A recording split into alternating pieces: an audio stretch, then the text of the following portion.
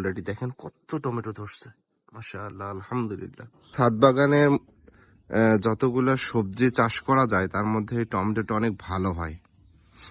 Tomato খুব দ্রুত ছাদের পরিবেশের সঙ্গে অ্যাডাপ্ট করতে পারে। মৃত্যুটা আসলে আমাদের খুবই সন্নিকটে, আমাদের খুবই কাছে। আমরা আসলে এটা রিয়েলাইজ করতে পারতেছি না। আসসালামু আলাইকুম এভরিওয়ান, ডেইলি লিমন ব্লগে আপনাদের সকলকে স্বাগত জানাচ্ছি। চলে এলাম আরেকটি নতুন ভিডিও নিয়ে। আজ আমি আমার রংপুরের বাসার ছাদে চলে এসেছি খুব সকালবেলা। দেখুন চারিদিকে কুয়াশা, প্রচুর কুয়াশা চারিদিকে।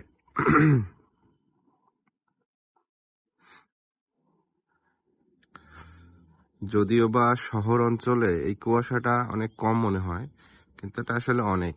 গ্রামে চতুর্পাশে ফাঁকা থাকে, সেজন্য কুয়াশাগুলো বোঝা যায় যে কত কি পরিমাণ কুয়াশা পড়তেছে। আর এইটা হচ্ছে আমার ছাদের লেবু গাছ।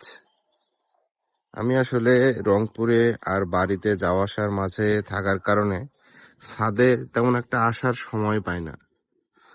আমার সহধর্মিণী ছাদে আসে, গাছগুলোতে পানি দেয়। আসলে আমি আসতেই পারি না। আমি আজকে মনে হয় 4 দিন পরে আসলাম।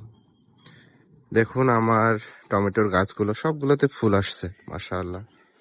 এটা হচ্ছে একটা চেরি টমেটোর গাছ, সবগুলোতে অনেক সুন্দর ফুল আসছে। এটাতে তো টমেটো ধরছে অলরেডি, দেখেন কত টমেটো ধরছে, মাশাআল্লাহ, আলহামদুলিল্লাহ।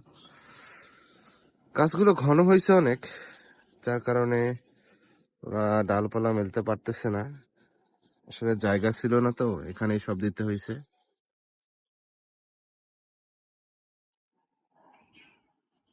অনেক সুন্দর হয়েছে, যে এগুলোতেও ফুল আসছে। টমেটো চলে আসবে, খুব দ্রুতই চলে আসবে। সবগুলোতে যেহেতু ফুল আসছে, এগুলোতেও টমেটো চলে আসবে ইনশাআল্লাহ। আর আমাদের ছাদের কাজ তো চলতেইছে, মূলত এই বাহিরের ঘষাঘষি গুলো চলতেছে। এই যে দেখতে পাচ্ছেন যে আমাদের ভিতরে পাট্টি লাগানো শেষ, এখন ছাদের বাহিরের কাজ চল। আর এই গাছটা দেখেন, এই গাছটাতে কি পরিমাণ টমেটো ধরছে। আসলে ছাদ বাগানে যতগুলা সবজি চাষ করা যায় তার মধ্যে এই টমেটোটা অনেক ভালো হয়। টমেটো খুব দ্রুত ছাদের পরিবেশের সঙ্গে অ্যাডাপ্ট করতে পারে। ভর্তি হয়ে ধরছে দেখেন, মাশাআল্লাহ। আর এই গাছগুলোতে তো তেমন যত্ন হয়নি, খুবই ছোট নিয়ে আসছিলাম, বাট সব বেঁচে আছে। এগুলোতে সার টার দিলে খুব সুন্দর, আরো শক্তিশালী হয়ে উঠবে ইনশাআল্লাহ। এগুলোতে সার নিয়ে এসে, জৈব সার নিয়ে এসে দিয়ে দিব। আর 2-1 দিন আগে আমি উঠছিলাম, এই গাছগুলোতে আমি যে খুঁটি দিয়ে দিছিলাম, তো মাশাআল্লাহ। আর আজকে হঠাৎ করে দেখতে পাচ্ছি যে একটা গাছ গজাইছে, দেখেন। এটা আমি জানি না কিসের গাছ। এখানে আমি পুর্তলিকার গাছ দিয়েছিলাম, মানে পুর্তলিকার বীজ, বাট একটাও গজায় নাই। তো আমি ভিডিওতে বলছিলাম যে এগুলো হচ্ছে 2 নম্বর বীজ, বাট এখানে একটা গাছ গজাইছে। দেখা যাক কি হয়, কিসের গাছ এগুলা। আর এই পাশে হচ্ছে আরো কিছু গাছ আছে। এই গাছগুলো মাশাআল্লাহ অনেক সুন্দর হয়েছে। এগুলোতে জাস্ট আমি তো শুধু মাটিতে এমনি লাগাই দিছি, এগুলোতে আসলে সার টার তেমন করে দেওয়া হয়নি, সেজন্য গাছগুলো এত শক্তিশালী হয়নি। তো ইনশাল্লাহ এগুলোতে আমি সার টার নিয়ে এসে দিয়ে দেবো। তো গাইস, এই ছিল আজকের আমার সকালের ভিডিও। জাস্ট অনেকদিন পরে ছাদে আসলাম, আর ছাদের ভিডিও আপনাদের সঙ্গে শেয়ার করলাম। আর আপনারা সকলে জানেন যে এই কিছুদিনের মধ্যেই আমাদের দেশে অনেক কিছু ঘটে গেছে। আমাদের ওসমান হাদি ভাই শহীদ হয়েছেন। গতকালকে যখন আমি বাড়িতে থাকি, আমার গ্রামের এক পরিচিত ভাই হঠাৎ করে স্ট্রোক করে মারা গেছেন।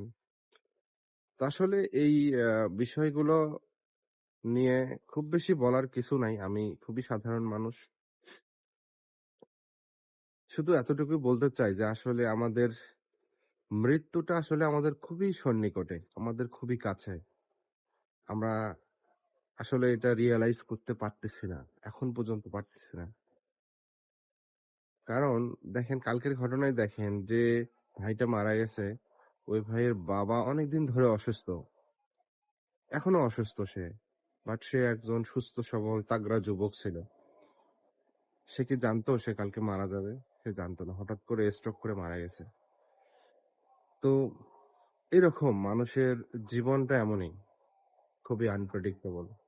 আপনি হেসে খেলে বেড়াচ্ছেন, চলতেছেন, কোনো সমস্যা নেই। বাট আপনার হায়াত শেষ হয়ে গেলে আপনাকে চলে যেতেই হবে। আপনি যুবক হন অথবা বৃদ্ধ হন। তো যাই হোক, আমাদের এই ছোট্ট জীবনে আমরা জীবন নিয়ে খুব বেশি বড়াই না করি, অর্থবিত্ত, টাকা-পয়সা এগুলো নিয়ে চিন্তা না করি। যতটুকু আল্লাহ হায়াত দিয়েছে, এই হায়াতটাকে আমরা কাজে লাগাই। উপভোগ করি জীবনটা। আল্লাহর ইবাদত করি, ভালো থাকি।